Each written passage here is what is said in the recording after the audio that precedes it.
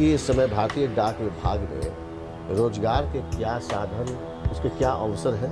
हमारे यहाँ बहुत तरह की एजेंसी उपलब्ध है, जैसे एसबी की एजेंसी, सेविंग बैंक की एजेंसी, जिसमें आप एमआईएस खोलते हैं, एनएससी, केवीपी, आरडी, टीडी, ये सब है।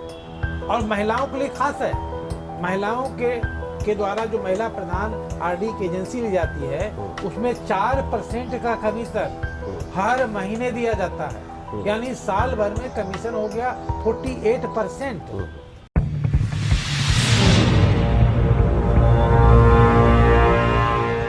नमस्कार। आउटलुक इनिशिएटिव के इस खास कार्यक्रम खास मुलाकात में आप तमाम दर्शकों का बहुत बहुत स्वागत है और मैं हूं दिनेश आनंद। आप सभी जानते हैं कि आउटलुक ग्रुप पिछले कई सालों से अपनी कई पत्रिकाओं का सफलतापूर्वक प्रकाशन करता आ रहा है, जिनमें आउटलुक हिंदी, आउटलुक इंग्लिश जो ग्रुप की नेशनल न्यूज़ मैगजीन है, इसके अलावा outlook business, outlook money, outlook traveller, outlook splurge. और इन तमाम पत्रिकाओं को आप तमाम पाठकों का वर्षों से प्यार, सहयोग, समर्थन मिलता रहा है। इसके लिए हम आप सभी का आभार व्यक्त करते हैं। आज के खास मुलाकात के इस खास एपिसोड में एक बेहद खास मेहमान आज हमारे साथ मौजूद हैं और उनका नाम है अनिल कुमार, जो भारतीय डाक सेवा के न केवल वरिष्ठ अधिकारी हैं बल्कि पोस्ट मास्टर जनरल के पद पर पदस्थापित भी हैं। अनिल जी, आपका हमारे इस कार्यक्रम में बहुत बहुत स्वागत है। जी, बहुत धन्यवाद। नमस्कार। अनिल जी, आज का जो ये डिजिटल युग है, इसमें पत्र लिखने की जो क्षमता है वो ना के बराबर हो गई है लोगों की।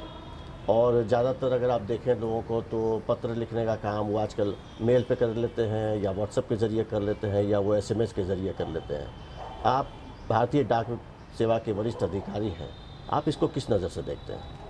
सबसे पहले तो हम लोग ये समझ लें कि जब पत्र लिखते हैं हम लोग, तो पत्र का लिखना, पत्र का भेजना, पत्र का पाना, पत्र का पढ़ना सिर्फ संदेश का संप्रेषण नहीं है, इससे ज़्यादा ये भावनाओं का संप्रेषण है। बिल्कुल।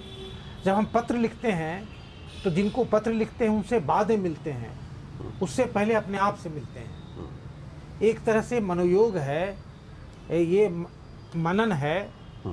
आप जब आप पूरी तन्मयता से किन्हीं को पूरा मन से एक पत्र लिखते हैं, जब वो पत्र जाता है तो उस पत्र के साथ कुछ न कुछ आप ही साथ में जाते हैं। आपके आंसू, आपका पसीना, आपके विचार, आपकी भावना। कई बार उसमें हम लोग फूल डाल देते हैं, कई बार उसमें प्रसाद डाल देते हैं, कई बार उसमें परफ्यूम डालते हैं। बिल्कुल। तो एक पत्र जब जाता है तो एक पूरा पैकेज जाता है। बिल्कुल। और आदमी उसको इसीलिए बार बार पढ़ता है। हर बार जब पढ़ता है तो मन विचार में एक नई बहार आती है, एक नया मौसम बदल जाता है। लगता है कि उस व्यक्ति से फिर से आमना सामना हो रहा है, जैसे कल ही मिले हों, फिर से मिल रहे हों। इसके साथ साथ ही पत्र जो है किसी व्यक्ति के व्यक्तित्व को भी दर्शाता है, उसके हस्ताक्षर को दर्शाता है, उस समय के इतिहास से को, उस समय की आर्थिक स्थिति को, उस समय की राजनीतिक स्थिति को, उस समय की सामाजिक स्थिति को बताता है। इसलिए पत्र जो है इतिहास गढ़ने में बहुत ही महत्वपूर्ण भूमिका अदा करता है। बिल्कुल। अनिल जी, आप भारतीय डाक सेवा के वरिष्ठ अधिकारी हैं और पोस्ट मास्टर जनरल के पद पर इस वक्त आप हैं। तो डाक विभाग में जो आए दिन परिवर्तन हो रहे हैं, तो आप डाक विभाग के वरिष्ठ अधिकारी होने के नाते आप इस बदलाव को किस नज़र से देखते हैं और क्या नया बदलाव आया है? हमारे दर्शक इसके बारे में आपसे जानना चाहेंगे। आपने बहुत ही जेन्युइन और बहुत ही अच्छा प्रश्न किया जी।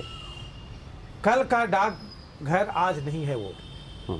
आज के डाकघर को आप कल से आप नहीं जोड़ सकते हैं। कल से अगर जोड़ सकते हैं, इसके विश्वास को जोड़ सकते हैं, इसके गुडविल को जोड़ सकते हैं, लोगों में इसकी पहुंच और पहचान को जोड़ सकते हैं। बिल्कुल। लेकिन जो परिवर्तन आया है, ऐसा परिवर्तन समाज के और देश के शायद ही किसी दूसरे अंग प्रत्यंग में आया हो जितना डाकघर में आया है, जितना डाकिया में आया है। पहले डाकिया जब जाता था तो सिर्फ एक पत्र लेके जाता था। कहते थे कि डाकिया आया, चिट्ठी लाया। आज डाकिया आया, पैसा लाया। डाकिया आया, बैंक लाया। डाकिया आया, इंश्योरेंस लाया। डाकिया आया, आधार लाया। आज डाकिया आया, जीवन प्रमाण लाया। डाकिया एक चलता फिरता डिजिटल सर्विस मॉल हो गया बिल्कुल सही। और डाकघर सर्विस सेक्टर का, सर्विस सॉल्यूशंस का एक सुपरमार्केट हो गया है।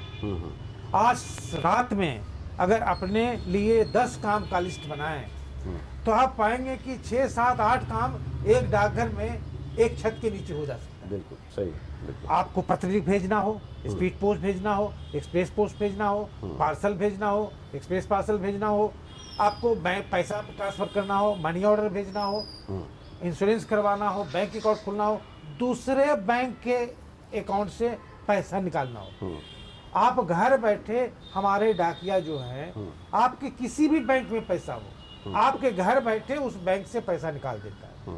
ये तो बहुत अच्छी। आप सोचें आप कौन सा सर्विस चाहिए और डाकघर में है। इतना बड़ा चेंज आया है। डिजिटल इंडिया का अगर सबसे बड़ा चेहरा कोई बना है, डगर डगर, नगर नगर, घर घर, गांव घर में, चौक चौराहे पर, तो वो डाकघर बना है।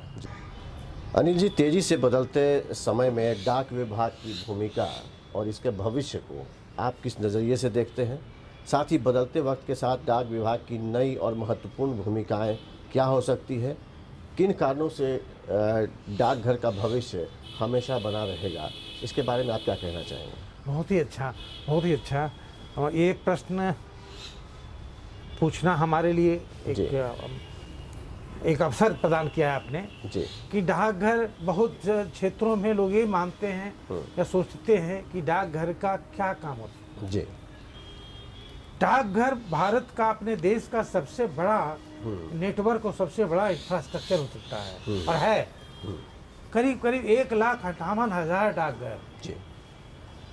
सुदूर गांव को में भारत सरकार का अगर कोई मूर्त रूप है, उसकी कोई पहली पहचान है, तो वो डाकघर है, डाकिया है, लेटर बॉक्स। बिल्कुल सही। और इतना बड़ा नेटवर्क में आप जितने सर्विस को हम लोग अभी लोड किया जा रहा है डिजिटल सेवा के तहत जी, और जितना और लोड किया जा सकता है, अगर उस सारे को इकट्ठा कर दिया जाए तो ये सबसे इम्पोर्टेंट इंफ्रास्ट्रक्चर होगा। बिल्कुल। जहाँ तक इसका भविष्य क्या हो सकता है, मनुष्य के जीवन में कुछ चीजें हैं जो हमेशा उसकी जरूरत होगी। बिल्कुल। चाहे हम जितना भी विकसित हो जाएं, हम जितना भी डिजिटल हो जाएं, हम जितना भी मॉडर्न हो जाएं, उसमें है रोटी, कपड़ा, मकान, बिल्कुल, ट्रांसपोर्ट, बिल्कुल, कम्युनिकेशन।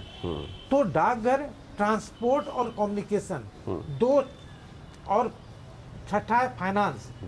तो डाकघर ट्रांसपोर्ट को, कम्युनिकेशन को और फाइनेंस को, जिसमें इंश्योरेंस भी शामिल है, इसका काम करता है। तो जब तक ट्रांसपोर्ट की जरूरत होगी, फाइनेंस की जरूरत होगी, कम्युनिकेशन की जरूरत होगी, और जब से मनुष्य पैदा हुआ होगा, चाहे किसी न किसी रूप में, उसको संदेश की जरूरत हुई होगी। चाहे वो कभी पत्थर से कर रहा होगा, कभी इशारों से कर रहा होगा, फिर भाषा का प्रादुर्भाव हुआ, फिर अनेक तरीके से लोग हैं। और जब तक मनुष्य रहेगा, जब तक सभ्यता रहेगी, तब तक कम्युनिकेशन की जरूरत रहेगी। उसका रूप स्वरूप बदलता रहेगा, लेकिन कम्युनिकेशन की जरूरत होगी। जब तक हम रहेंगे, ट्रांसपोर्ट की जरूरत होगी, चाहे वो अनाज का हो, मेडिसिन का हो, कपड़ा का हो, बिल्डिंग मटेरियल का हो, हमेशा ट्रांसपोर्ट की जरूरत होगी। फल का हो, सब्जी का हो, पता नहीं, हर चीज का हो।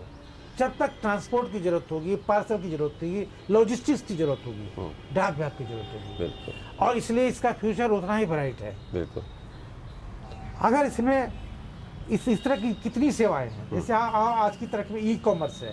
ई कॉमर्स में बड़े स्तर पर डाक विभाग शामिल हुआ है और बहुत सारी सर्विसेज को हम लोग दे रहे हैं। हमारे प्रधानमंत्री जी का, हमारे संचार मंत्री जी का बहुत बड़ा पुश है पार्सल सर्विस को डेवलप करने का, लॉजिस्टिक सर्विस को डेवलप करने का, रेलवे के साथ मिल करके या कितने ही टाइप्स करके। चूंकि डाक विभाग गांव-गांव तक है, गांव के प्रोडक्ट को, गांव के आर्ट को, गांव के क्राफ्ट को, गांव के प्रोडक्ट को अगर हमें शहर तक पहुंचाना है, दिल्ली तक पहुंचाना है, मेट्रो तक पहुंचाना है, विदेशों तक पहुंचाना है, तो आज ही एक ही इंटीग्रेटेड सिस्टम है जो गांव से लेकर विदेश तक आपको जोड़ता है, वो डाकघर है। अगर इसको हम जितना मॉडर्नाइज करें, जितना सिनर्जाइज करें, जितना सिंथेसाइज करें, जितना इंटीग्रेट करें और जितना इसके इंफ्रास्ट्रक्चर को रोबस्ट और मॉडर्न बनाएं, तो हमारा जो रिक्वायरमेंट है मार्केटिंग का, जो बैक एंड कहते हैं, हमारे प्रोडक्ट गांव में हो जाते हैं, उसके मार्केट नहीं मिलते। तो ई कॉमर्स के जरिए और बैक एंड नेटवर्किंग के जरिए डाक विभाग सबसे बड़ा रोल प्ले कर सकता है हमारा कंप्लीट इंटीग्रेशन में। और इस तरह डाकघर जो है देश के निर्माण में, जीडीपी के ग्रोथ में, किसानों के जो इनकम डबल करने का जो हमारे प्रधानमंत्री जी का सपना है, उसमें बहुत बड़ी भूमिका प्ले कर सकता है, अदा कर सकता है। बिल्कुल। अनिल जी, एक महत्वपूर्ण सवाल कि आप भारतीय डाक सेवा के वरिष्ठ अधिकारी हैं, आपकी समझ में सरकारी संस्थानों या विभागों को दक्ष और प्रभावी कैसे बनाया जा सकता है ताकि जो आम लोग हैं उनका जीवन बेहतर हो और आनंददायक हो? ये बहुत ही महत्वपूर्ण है जी, बहुत ही महत्वपूर्ण है, क्योंकि अगर हम देखें गौर से जी, तो जितनी हमारी योजनाएं होती है, सरकार की जितनी योजनाएं होती हैं, बजट की जितनी योजनाएं होती है, वो बहुत ही सुपीरियर होती है, बहुत ही अत्याधुनिक होती है और सुपर होती है। लेकिन वही चीज़ अगर हम नीचे गांव तक चले जाएं तो उसका असर कमज़ोर पड़ता चला जाता है। तो इसको कैसे प्रभावी करना है, ये तो पॉलिसी मैटर है, नीति का विषय है। हमारे मैंने जो बहुत ही सीनियर लोग हैं हमारे अधिकारी में, और उससे बड़े हमारे मंत्री जी हैं, अब उस पर लगातार काम कर रहे हैं, बहुत काम हो रहा है, प्रधानमंत्री जी के द्वारा बहुत काम हो रहा है। लेकिन अगर जनरल डिस्कशन की बात कहें तो जो अभी काम चल रहा है, डिजिटल करना, इलेक्ट्रॉनिक करना, सीमलेस बनाना सिस्टम को, जैसे पैसा डायरेक्ट किसी के डीबीटी, डायरेक्ट बेनिफिट ट्रांसफर का जो स्कीम अभी चल रहा है और बड़े स्तर पर चल रहा है, और डाकघर उसमें बहुत मेजर रोल प्ले कर रहा है। तो डिजिटल बनाना, सिस्टम को अकाउंटेबल बनाना, सिस्टम को एफिशिएंट बनाना, एफिशिएंट लोगों को प्रश्रय देना और इनएफिशिएंट लोगों को कहीं न कहीं थोड़ा पीछे पुश करना या उनको फिर ट्रेन करके आगे साथ में लाना। अगर इसको सिस्टम को, सरकार को, सामाजिक व्यवस्था को हमें आनंददायक बनाना है, ईज ऑफ लिविंग जिसको कहते हैं, इसको बहुत अच्छा इम्प्रूव करना है, तो ज़रूरी है कि हम सिस्टम को बहुत ही ज़्यादा अकाउंटेबल बनाएं। बिल्कुल। और उसमें अच्छे लोगों को बहुत बड़ी संख्या में प्रश्रय दें, अच्छे लोगों को बड़ी संख्या में इंडक्ट करें। और जो हम जब किसी भी जॉब में जाते हैं, जॉब तो एक जरूर है, लेकिन साथ में एक सेवा का भाव भी होना चाहिए। दोस्तों, अब वक्त हो चला एक ब्रेक का। ब्रेक के बाद हम फिर वापस लौटेंगे और भारतीय डाक सेवा के वरिष्ठ अधिकारी अनिल कुमार जी के साथ इस चर्चा को आगे भी जारी रखेंगे। आप बने रहिए हमारे साथ। कुछ घड़ियां तो केवल वक्त ही बताती हैं, तो कुछ घड़ियां इंसान को उसका वक्त। बदलते वक्त के साथ जो बिना हारे, बिना थके निरंतर चलता जाता है, उसे तो मिल जाती है मंजिल। और मंजिलों पर पहुंचने वाले चंद खास शख्सियतों से अब हम करवाएंगे आपकी मुलाकात, खास मुलाकात। अब आउटलुक डिजिटल के मंच पर वरिष्ठ पत्रकार दिनेश आनंद के साथ।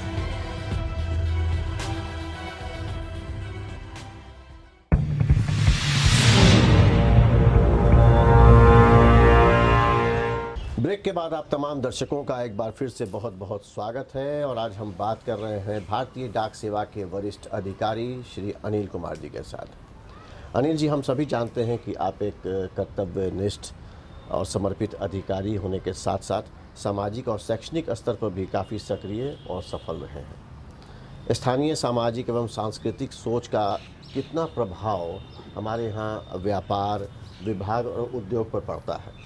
साथ ही आपकी समझ से इस दिशा में ऐसे क्या काम और होने चाहिए जिससे व्यक्ति, समाज और राज्यों का तेजी के साथ विकास हो सके? बिल्कुल सही पूछा आपने जी कि हमारी सोच का जो हमारा मनोभाव है जी, या जो हमारा कल्चरल सोच है, उसका हमारे जीवन के सारे एस्पेक्ट पर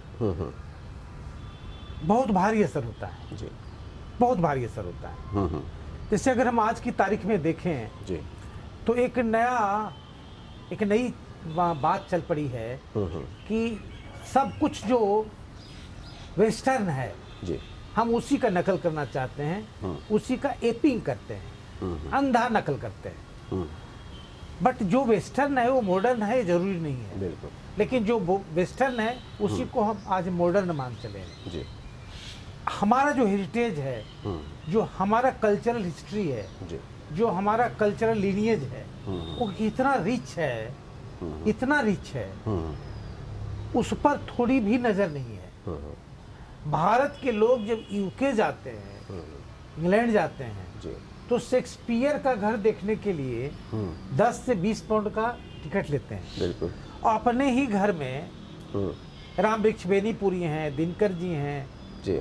या कितने बड़े बड़े बिल्कुल। महादेवी वर्मा हुए, जयशंकर प्रसाद हुए, प्रेमचंद हुए, उनका घर पता नहीं कहाँ है। उनके घर पर एक नजर नहीं डालते। बिल्कुल। तो पता नहीं ये वेस्टर्न आइडिया के प्रति आकर्षण है या अपना जो भारतीयता है, इंडियननेस है, उसके प्रति डिसइंटरेस्ट है। और ये बहुत बड़ा चेंज लाता है आपके सोचने के तरीके में। जब आप इंडिपेंडेंट होते हैं, मॉडर्न होते हैं, इंडिपेंडेंट मॉडर्न होने के लिए इंडिपेंडेंट होना जरूरी है। जब हम फ्रीडम स्ट्रगल हुआ, गांधी जी और पता नहीं भगत सिंह और सुभाष चंद्र बोस जी और कितने लोगों ने कितना बलिदान दिया और स्वतंत्रता पाई।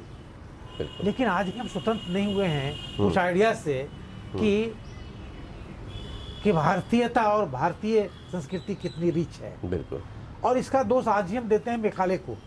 आज 75 साल के बाद भी मेघालय को ही हम दोष देते रहेंगे, या अपने आप के तौर तरीके में, सोचने में, शिक्षा में, संस्कृति का अध्याय में कुछ चेंज लाएंगे। बिल्कुल। हम कितना बड़ा इकोनॉमिक पावर थे और कितना आज कहां पर रह गए हैं। जी। फिर से इंप्रूवमेंट हो रहा है। पिछले एक साल में करीब 80-85 लोग यूनिकॉर्न स्टार्टअप्स हुए हैं जो $1 बिलियन को क्रॉस किए हैं। जी। ये बहुत ही सुखद अनुभव है। इस तरह का एकदम नई सोच, एकदम फ्री थिंकिंग और अपनी सोच, अपने लीनियज से जुड़ा हुआ, अपने कल्चरल हेरिटेज से जुड़ा हुआ, अगर अगले 1-2 साल में ऐसे 500,000 यूनिकॉर्न पैदा हो जाएं, तो आप समझ सकते हैं कि हर शहर में, हर राज्य में 5, 10, 20 अगर इस तरह के इतने बड़े बड़े बिजनेसमैन हो जाएं, वो भी 35 साल से कम उम्र के स्टार्टअप खड़े हो जाएं, तो किस चीज़ पर असर नहीं होगा। चाहे आपके कल्चर पर असर होगा, आपके क्वालिटी ऑफ लाइफ पर असर होगा, आपके कैसे क्या पढ़ना है, कैसे पढ़ना है, उस पर असर होगा। वो कोई चीज़ नहीं रह जाएगा जिस पर असर नहीं होगा। क्योंकि जैसे ही आप सोच में चेंज लाते हैं, सब कुछ बदल जाता है। अनिल जी, अभी हाल ही में संघ लोक सेवा आयोग और बिहार पब्लिक सर्विस कमीशन के परिणाम भी आए हैं, और ये जो परिणाम है ये अनेकों कारणों से चर्चा में है। आप उन युवाओं और परीक्षार्थियों को क्या सलाह देना चाहेंगे? जितनी भी परीक्षाएं हो, चाहे यूपीएससी हो, चाहे बीपीएससी हो, चाहे कोई कैट का देते हो, मैट का देते हो, नीट का देते हो, जेई का देते हो, गेट का देते हो, हम सबों को जानना चाहिए, क्योंकि मैं उसी रास्ते से गुजरा हूँ। मैं इंजीनियरिंग किया हूँ, फिर सिविल सर्विसेज दिया हूँ, मैनेजमेंट भी किया, लॉ भी किया। एक बात हम लोग को अच्छी तरह समझ लेना चाहिए जिस दिन हम तैयारी करने की सोचते हैं, कि जो भी कंपटीशन है, चाहे यूपीएससी हो, चाहे कैट हो, हर एग्ज़ाम का, हर परीक्षा का एक डिमांड है, उसकी एक मांग है, उसके compete करने के रास्ते तय हैं। जैसे अगर हम पटना से दिल्ली जाते हैं तो रास्ता तय है, हम उस रास्ते पर चलेंगे तो दिल्ली पहुंचेंगे ही पहुंचेंगे। अगर बीच में हम इधर मुड़ जाए, उधर मुड़ जाएं, तो कभी नहीं पहुंचेंगे। तो चाहे यूपीएससी हो, चाहे बीपीएससी हो, चाहे कैट हो, सबका तय है, उस रास्ते पर चलने की जरूरत है। यूपीएससी बीपीएससी में क्या है, कि आपको क्या पढ़ना है ये बहुत ज़रूरी है, जी। लेकिन ये भी ज़रूरी है कि क्या आपको नहीं पढ़ना है। कितना पढ़ना है ये ज़रूरी है, जी। लेकिन किन चीज़ों में नहीं भटकना ये उससे कम ज़रूरी नहीं। बिल्कुल, बिल्कुल। यूपीएससी, बीपीएससी या कैट कोई भी एग्ज़ाम हो, जी। आप जितना पढ़ते हैं उससे कम ज़रूरी नहीं है, इनफैक्ट उससे ज़्यादा ज़रूरी है कि आप प्रैक्टिस कितना करते हैं, मॉक टेस्ट कितना देते हैं, लिखने में या जो अगर ऑब्जेक्टिव टाइप के क्वेश्चंस हैं तो उसको बनाने में आपका स्पीड, एक्यूरेसी और लिखने की जो कला है, अगर जी। सब्जेक्टिव है वो कितनी अच्छी है, बिल्कुल। आप वो कितना सुंदर लिखते हैं, और वो तभी सुधरेगा जी। और ज़्यादा से ज़्यादा इम्प्रूव करेगा और आप compete करेंगे जब आप ज़्यादा से ज़्यादा प्रैक्टिस करेंगे। और आप प्रैक्टिस कब करेंगे ज़्यादा? जी। जब आप ज़्यादा से ज़्यादा पढ़ेंगे। बिल्कुल। जो नहीं पढ़ना है वो नहीं पढ़ना है, लेकिन जिन चीज़ों को पढ़ना है वो बहुत पढ़ना है, बहुत अच्छे से पढ़ना है, बहुत मनोयोग से पढ़ना है। जैसे आप कोई भी एग्ज़ाम देते हो तो आपका awareness is very important. Awareness के लिए कम से कम एक न्यूज़पेपर, एक अखबार पढ़ना जरूरी है, एक मैगजीन, एक पत्रिका पढ़ना एकदम ज़रूरी है। जी बिल्कुल। आप इसको छोड़ करके किसी भी एग्ज़ाम में आगे नहीं बढ़ सकते हैं। ये हुआ कि कुछ चीज़ें जो और ऐसे डिटेल्स में आपको अलग से भी हम लोग बता सकते हैं, और बहुत कोचिंग्स वाले, बहुत एक्सपर्ट जो हैं, कंसल्टेंट हैं, बताते हैं। जी जी। लेकिन एक बात जो सबसे इम्पोर्टेंट है कि आप कोई चीज़ की तैयारी करते हो या कोई भी काम करते हो, आप कितना मनोयोग से करते हैं, जी। कितना पैशनेटली करते हैं आप। हार्ड लेबर विथ पैशन, और हार्ड लेबर और पैशन को आप इंजॉय करते हैं कि नहीं। जी। If you are very happy with that, your success is sure. बिल्कुल। तो मैं अपने दोस्तों को, अपने मित्रों को, और जो छात्र छात्राएं हैं या जो एस्पायरेंट्स हैं, चाहे वो यूपीएससी एग्जाम के हों, चाहे किसी भी एग्जाम्स के हों, या किसी भी क्षेत्र में आगे बढ़ने के हों, आपका पैशनेट होना बहुत ज़रूरी है। जी। हार्ड वर्क तो जरूरी है, लेकिन हार्ड वर्क पैशन के साथ करते हैं कि नहीं, और इसको इंजॉय करते हैं कि नहीं। जी। अब ये तीन चीज़ें अगर करते हैं जी। तो nobody can stop you, sky is the limit. दोस्तों, अब वक्त हो चला है एक ब्रेक का। ब्रेक के बाद हम फिर वापस लौटेंगे और भारतीय डाक सेवा के वरिष्ठ अधिकारी श्री अनिल कुमार जी के साथ इस चर्चा को आगे भी जारी रखेंगे। आप बने रहिए हमारे साथ।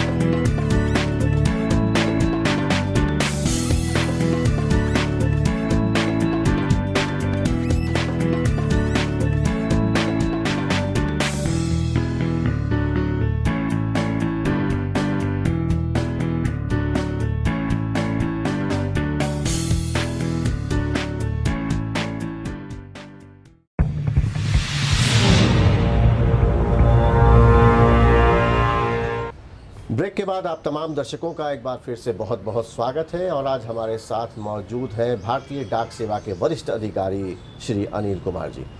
अनिल जी, एक महत्वपूर्ण सवाल है आपसे कि कौन से ऐसे सेक्टर हैं जहां हमारे देश के युवा सफलता हासिल कर सकते हैं, और आगे आने वाले वक्त में ऐसे और कौन से सेक्टर होंगे जिन पर हमारे देश के युवाओं को विशेष ध्यान देने की ज़रूरत है? बहुत ही अच्छा मौजूद प्रश्न है जी। क्योंकि समय के साथ बिजनेस भी बदलता है, रोजगार भी बदलते हैं जी। और उसी के साथ जब हम चलते हैं तो अच्छा करते हैं। खास करके हमारे क्षेत्र में यह कमी रहती है कि हम लोग हमेशा लेट किसी नए बिजनेस को या किसी नए प्रोफेशन को एक्वायर करते हैं, अख्तियार करते हैं। अभी जिसकी सुगबुगाहट पहले से थी, कोरोना ने उसको बहुत हाईलाइट किया, बहुत एम्फेसाइज किया। जैसा आपने कहा कि आगे का सेक्टर कौन सा होगा, समय के साथ सेक्टर बदलता जाता है। जैसे कभी मोटर का था, कभी कंप्यूटर का था, कभी इंफॉर्मेशन टेक्नोलॉजी का रहा, अभी 3G 4G 5G का चल रहा है। अभी जो नई सुगबुगाहट थी और जिसको कोरोना में इसको बल मिला, वो है हेल्थ, न्यूट्रिशन एंड वेलनेस, जिसमें कि ऑर्गेनिक फूड भी शामिल होगा, हॉर्टिकल्चर होगा, फ्लोरिकल्चर होगा, एग्रीकल्चर शामिल होगा, केटू मिल्क डेयरी, जिसमें कि देसी गाय का पालन करना और उससे अच्छे नस्ल की गाय से अच्छा दूध लेना, उसके गोबर का इस्तेमाल करना, उसके गौमूत्र का इस्तेमाल करना, अमृत कृषि जो कम से कम फर्टिलाइजर दे करके, कम से कम इंसेक्टिसाइड और पेस्टिसाइड यूज करके जो खेती कर पाएंगे। उसी तरह जिम का बहुत यूज होगा। Wellness, how to create happiness. हमारा गुड हेल्थ में फिजिकल के अलावे मेंटल और सोशल और स्पिरिचुअल हेल्थ भी शामिल है। बिल्कुल सही। तो जिम का प्रयोग होगा बहुत ज़्यादा। हैप्पीनेस क्रिएशन का, जैसे कॉमेडी का, लाफ्टर क्लब्स का, या इस तरह के अनेक स्वरूप में आएंगे। और स्पिरिचुअल अपग्रेडेशन या अपडेशन कहें, अच्छे हेल्थ का वो भी प्रमुख अंग है। तो हेल्थ, वेलनेस एंड न्यूट्रिशन एक बहुत बड़ा सेक्टर होगा आने वाले दशक में, या 2 दशक तक चले, कम से कम चलेगा, जिसमें नए स्टार्टअप, कृषि के नए तरीके, न्यूट्रिशन के नए तरीके, supplement food, good living style, good original living style, और ये जो फूड हम लोग जो स्टोर्ड फूड से फ्रेश फूड पर, फ्रेश वेजिटेबल्स पर, इस तरह के भाव और आंदोलन चलने शुरू हो गए हैं और इसको आगे बढ़ेंगे। दूसरा, डिजिटल एरिया बहुत आगे बढ़ा है और आगे बढ़ेगा। जैसे डिस्टेंट एजुकेशन हम लोग सुनते थे, अब ऑनलाइन एजुकेशन नॉर्म्स हो गया है। वीडियो कॉन्फ्रेंसिंग, डिस्टेंट कॉन्फ्रेंसिंग, तो ये जो टेक्नोलॉजी है, इसका जो इंफ्रास्ट्रक्चर है, इसके जो इक्विपमेंट्स हैं, इसके जो बेहतर से बेहतर तरीके होंगे, जो कि ज़्यादा से ज़्यादा इफेक्टिव होगा, यह एक नया सेक्टर है जो कि बहुत ज़्यादा काम करेगा। टेली मेडिसिन, दूर से ही इलाज करने की प्रक्रिया जो है, ये बहुत ज़्यादा शुरू हो गया प्रचलन। मेडिकल काउंसिल ने इसको मान्यता भी दे दिया है। इस तरह की चीज़ें बहुत आगे बढ़ेगी। बिल्कुल। जैसा कि अभी आप अनिल जी, आपसे हमारी बात हो रही है, आपने अभी रोजगार पर फोकस किया है, तो हमारा एक सवाल है जो आपके डाक विभाग से संबंधित है, वो ये कि इस समय भारतीय डाक विभाग में रोजगार के क्या साधन, उसके क्या अवसर हैं, और डाक विभाग की बेहतरीन और लोकप्रिय योजनाओं के विषय में हमारे दर्शक आपसे जानना चाहते हैं। साथ ही डाक विभाग कई जो नए क्षेत्र हैं उसमें कैसे अच्छा कर सकता है। बहुत ही अच्छा। इसके 3 पार्ट हैं, 3 प्रश्न के 3 पार्ट हुए। एक ये हुए रोजगार के अवसर क्या है डाकघर में, दूसरा कि हमारी लोकप्रिय योजनाएं क्या है, और फ्यूचर का वेंचर्स मेरा क्या हो सकता है। बिल्कुल, डाकघर फ्यूचर में और क्या क्या कर सकता है। सबसे पहले रोजगार का एक बहुत ही बड़ा अवसर, बहुत ही सुनहरा अवसर डाकघर से में हमेशा रहता है। एक तो आप postal assistant, postman, MTS, GDS, जिसको क्लर्क कहें, पोस्टमैन कहें, एमटीएस कहें, और ग्रामीण डाक सेवक जो ग्रामीण डाकघरों से जुड़े हुए हैं, उनकी बहाली हर साल निकलती है। और उनके जो प्रोसेस उसके द्वारा होता है डायरेक्ट बहाली। हमारे यहाँ स्पोर्ट्स पर्सन के लिए अलग से बहाली होती है। जो भी हमारे अच्छे स्पोर्ट्स पर्सन है वो अप्लाई कर सकते हैं हमारे यहाँ, उनकी अलग से बहाली होती है। ये बहाली के अलावे हमारे यहाँ जो अवसर हैं वो इससे बड़े हैं और ज़्यादा अट्रैक्टिव हैं, ज़्यादा लुक्रेटिव हैं, ज़्यादा फायदेमंद हैं, ज़्यादा पैसा देने वाला है। वो है हमारे यहाँ बहुत तरह की एजेंसी उपलब्ध है। जैसे एसबी की एजेंसी, सेविंग बैंक की एजेंसी, जिसमें आप एमआईएस खोलते हैं, एनएससी, केवीपी, आरडी, टीडी, ये सब है। और महिलाओं के लिए खास है, महिलाओं के द्वारा जो महिला प्रधान आरडी की एजेंसी ली जाती है, उसमें 4% का कमीशन हर महीने दिया जाता है। यानी साल भर में कमीशन हो गया 48%। उसी तरह हमारा एक माई स्टाम्प है, योजना है, जिसमें कि अपने लोगों पर स्टाम्प निकलवाते हैं, उसमें 30% का कमीशन है। स्पीड पोस्ट में 12% का कमीशन है। स्टाम्प का आप एजेंसी ले सकते हैं। डाक जीवन बीमा, ग्रामीण डाक जीवन बीमा, इसमें बहुत अच्छी बहुत अच्छा कमीशन है। और एक बार आप बिजनेस करते हैं और पूरा जीवन भर जब तक कि वो पॉलिसी चलती रहती है आपको कमीशन मिलता है। बिल्कुल। बहुत ही अच्छा कमीशन है। और आपका 9 से 5 का कोई बंदिश नहीं है, आप अपना मालिक खुद हैं। डाकघर की जो खासियत यह है कि इसका बहुत बड़ा नेटवर्क है। तो जितने भी तरह की वेलफेयर की योजनाएं, कल्याण की योजनाएं हैं, डायरेक्ट बेनिफिट ट्रांसफर की योजनाएं हैं, सब्सिडी की योजनाएं हैं, जिसमें कि हर किसी के खाते में पैसा भेज देना है, उसके लिए डाकघर अत्यंत ही सुगम है, सुलभ है, आसान है। बिल्कुल। गांव के प्रोडक्ट को मेक इन इंडिया का जो कॉन्सेप्ट है, मतलब मेक इन विलेज का जो कॉन्सेप्ट है, उसको हम लोग विदेशों तक पहुंचा सकते हैं और बिना किसी बिचौलिया के। अभी जो प्रॉब्लम होता है मार्केटिंग का कि प्रोडक्ट तो हो गया, मार्केटिंग कैसे होगा। तो ई कॉमर्स और डाकघर को अगर मर्ज कर दे तो किसी भी गांव का प्रोडक्ट जो है, मतलब काला धान, काला गेहूं आजकल प्रचलन में है, गांव में हो रहा है, बिक्री कहाँ हो, तो ई कॉमर्स में कोई आप ऑर्डर कीजिए, वहां से पार्सल के द्वारा चला जाएगा। कल भी हम इंफॉर्मेशन का ही आदान प्रदान करते थे, संदेश का ही आदान प्रदान करते थे। आज भी हम लोकल से ग्लोबल और ग्लोबल से लोकल इंफॉर्मेशन को बहुत साइड हम लोग ट्रांसफर कर सकते हैं। इंफॉर्मेशन हमारे यहाँ बहुत है, उस इंफॉर्मेशन को यूज करने की जरूरत है। जैसे मैं मजाक में ही कई बार बोलता हूँ कि अगर मैरिज ब्यूरो खोलना हो तो गांव का हर लड़का हर लड़की का इंफॉर्मेशन जो हमारे पास है वो कहीं नहीं है। बिल्कुल, पूरा तो डाटा है आपके पास, पूरा डाटा हमारे पास है। जो हम मैरिज ब्यूरो बना देंगे उसका कुछ आसानी नहीं होगा, और समाज का और लोगों को का कितनी बड़ी सेवा होगी, कितना टाइम बचेगा। मजाक ही सही, लेकिन इन्फॉर्मेशन को अगर यूज किया जाए तो इसी तरह के बहुत सारे इन्फॉर्मेशन जो है लोकल में उसको ग्लोबल लेवल तक, और ग्लोबल इन्फॉर्मेशन को लोकल लेवल तक, मैंने जो एक सिंथेसिस करना है, एक सिनर्जाइज करना है, ग्लोकल इसको हम लोग कर रहे हैं, local and global, global and local को वो करने की, उसमें डाकघर बहुत बड़ी भूमिका प्ले कर सकता है। आज भी प्ले कर रहा है। इसको और उभारा जा सकता है, इसको और अच्छा किया जा सकता है। अनिल जी, एक बहुत छोटा सा सवाल लेकिन बहुत महत्वपूर्ण सवाल है कि डाकघर, डाकिया और लेटर बॉक्स, इसके बदलते स्वरूप क्या है? हाँ, डाकघर तो बियॉन्ड रिकॉग्निशन बदल गया। कल के डाकघर के अनुसार अगर देखेंगे तो आज के डाकघर को पहचान नहीं सकते हैं। आज डाकघर शायद ही कोई सेवा है जो नहीं दे रहा है। आपका कॉमन सर्विस सेंटर, आपको ट्रेन का टिकट कटवाना है, फ्लाइट का टिकट कटवाना है, होटल की बुकिंग करवाना है, 1,58,000 डाकघर एक डिजिटल प्लेटफॉर्म पर है। सारा का सारा CBS है। हम माइक्रो ATM की सुविधा दे रहे हैं। कहीं से टैक्स जमा करना हो, कहीं से फी जमा करना हो, कहीं से DBT भेजना हो, डाकघर एक डिजिटल, जो कई बार पहले भी हम लोग डिस्कस किए, डिजिटल सर्विस सेंटर कहें या डिजिटल सुपरमार्केट हो गया है डाकघर। और डाकिया हमारा चलता फिरता डिजिटल सर्विस प्रोवाइडर हो गया। तो इतना चेंज हो गया। लेटर बॉक्स में भी कितना चेंज हुआ कि आज लेटर बॉक्स में मेरा जो खुलता है वो डिजिटली खुलता है। आपने चिट्ठी कब डाला, आपकी चिट्ठी कब निकली, सब डिजिटली होता है।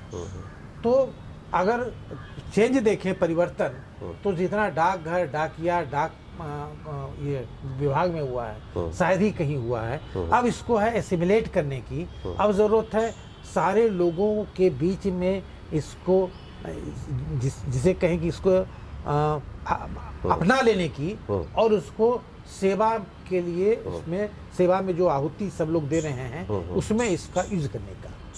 तो ये परिवर्तन है। डाकघर कल भी आपकी सेवा में थे, आज भी है वही डाकघर, वही छवि नहीं, टेक्नोलॉजी नहीं। बिल्कुल, बहुत अच्छा, धन्यवाद। दोस्तों, अब हमारे कार्यक्रम की समाप्ति का वक्त हो चला है। उम्मीद करता हूँ आपको आज का हमारा ये कार्यक्रम पसंद आया होगा। अगर पसंद आया हो तो आप हमारे कार्यक्रम को लाइक करें, शेयर करें और हमारे चैनल को सब्सक्राइब करें। अगले एपिसोड में ऐसी ही किसी शख्सियत से हम फिर करवाएंगे आपकी मुलाकात। तब तक के लिए नमस्कार।